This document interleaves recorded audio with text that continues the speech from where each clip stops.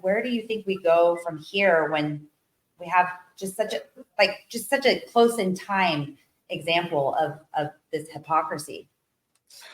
I don't see a lot of hope for humanity as a general or American. I mean, it's very shocking, the hypocrisy, to be honest. Like, people who claim to be championing free speech are now advocating for shutting it down because they don't like the speech. It's pro-Palestinian speech in their mind. And what they're saying is, they're making the same old excuses. Oh, it's pro-terrorism speech. It's anti-Semitic. I'm sure there are some people saying some heinous things that fall into those categories, but from what I understand, the majority of the speech is really about Palestinian rights, not killing Palestinians who had nothing to do with what happened on October 7th. And you might not agree with the political messaging, but it certainly is constitutionally protected speech. And I think that these are excuses to shut it down because a lot of these people want to protect Israel from any criticism. And so it's been very discouraging and disheartening to see the hypocrisy. And as one example, I will say this, I've not seen a lot of people defending this HR 6090. But for instance, there was a young woman at the University of Southern California who was the valedictorian. She's very pro-Palestine. She had approvingly posted something on her Instagram that calls for the abolishment of the Jewish state. So all of these people said she shouldn't be able to give the valedictorian speech because she's anti-Semitic. And I engaged in some dialogue with them, and I said, well, what makes you think she's anti-Semitic? Well, she calls for the genocide of Jews. I said, what makes you think that? Well, she's calling for the abolishment of the state of Israel. And I said, can you please point me to the exact page? I went there, and the page she had cited said, she advocates for the abolishment of the state of Israel and to be replaced with a state where Jews and Palestinians live alongside each other with equal rights. And I said, literally the sentence after that is saying where Jews and Palestinians live alongside in equal rights. So you might not agree. You might want a Jewish only state, but you're misrepresenting what she's saying. She is certainly not calling for the genocide of the Jews. And then the next defense that was made was, well, that's just a fairy tale. So what she's doing is effectively denying Jews their right to self-determination. Okay, maybe. But we should be able to have these conversations. To make this so off limits that this girl can't even give a speech when she was chosen to be the valedictorian is insane. And there have been Jewish students who've given speeches that have on their Instagram that Zion belongs to the Jews and the Palestinians should get out of there. That's been going on since I was born. Probably, well, there wasn't the web before I was born. But, those statements were made. I mean, that's allowed, and I would never call for that person to be canceled. I think they should have the right to say that. Well, I think, again, it goes back to the fact that HR 6090 will have a chilling, if it does pass, and, during that time, and it's the same thing that happened with COVID, until it gets to that final ruling, how much harm will have been caused, how much destruction will be left in the aftermath after we finally win at the U.S. Supreme Court. How many, for example, like with COVID, how many jobs were lost? How many children were locked at home with their abuser, and partners were locked at home with their abusers? How many people lost their jobs and then their homes and their businesses? And then there were so many things that happened, even though we ultimately won in the end. It's still a very dangerous law. And people also it's not a law yet, don't understand that with this kind of censorship, this will basically be state sanctioned. It will be legal government censorship of speech, comes surveillance. It's not like you're going to be self-reporting and hope that, I'm sure that will be part of it. But of course, they will say, well, in order to, implement or enforce this bill, if it becomes law, we're going to need to surveil. And so we have, again, it's like Patriot Act 2.0, government surveillance, government censorship. It's extremely dangerous. It's ambiguous, overbroad. And again, it will have the effect of stifling debate in universities, which is exactly where we want them. We want it everywhere, to be honest with you, but particularly in universities. And the U.S. Supreme Court has said, this is the key to liberty, because the good ideas will rise to the top and the bad ideas will be fleshed out. So we need to trust the process.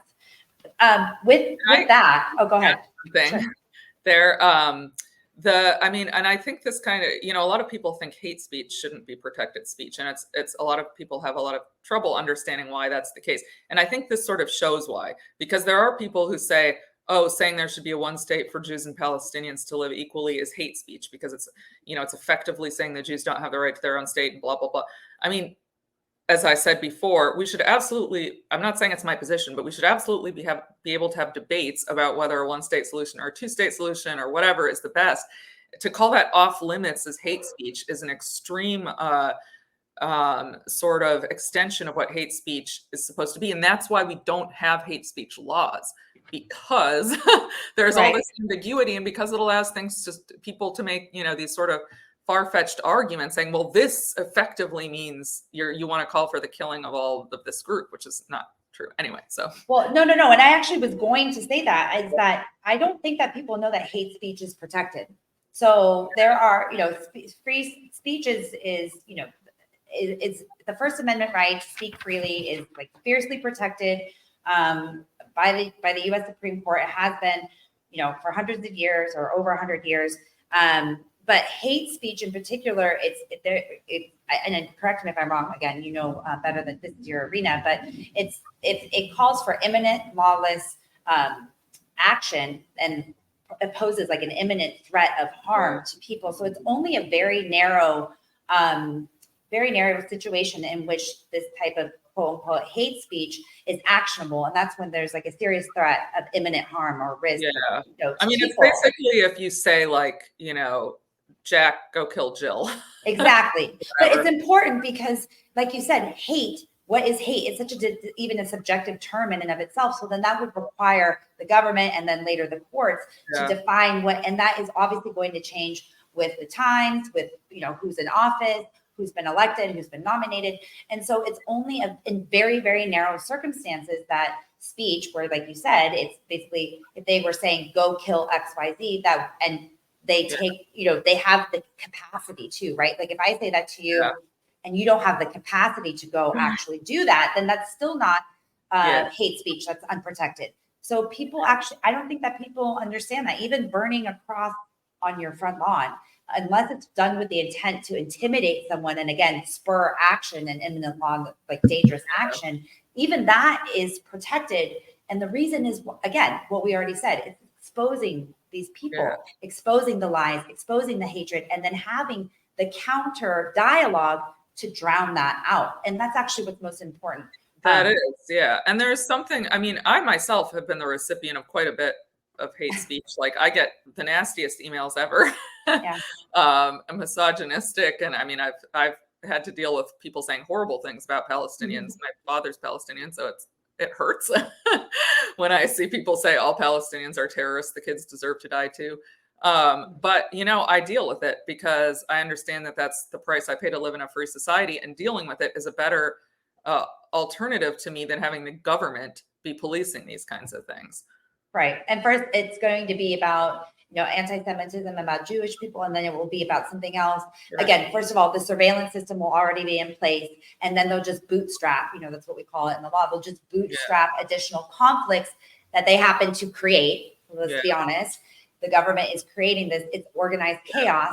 So then they will continue to create, whether it used to be BLM, and then they were trying to say anyone that spoke out against BLM or what was going on there was racist and bigoted. With the COVID, people were anti-science. They were grandma killers, like you said, baby killers. And now we have the same situation. And again, I am not, and I don't believe you are either, we're not saying to be anti-Semitic. We're just saying we need to be careful. Number one, we need to pay attention and understand where the source of all this discord and fighting is coming from, and then pay attention to when the government comes in with a proposed solution. Like Ronald Reagan said, like the scariest 8 words in the English language that I've got, and I'm here to help. So you mentioned, and sorry, just really quickly, that's the same thing that happened with AB 2098 in that COVID era. The California representatives wanted to censor dangerous doctors who were giving COVID misinformation. So we need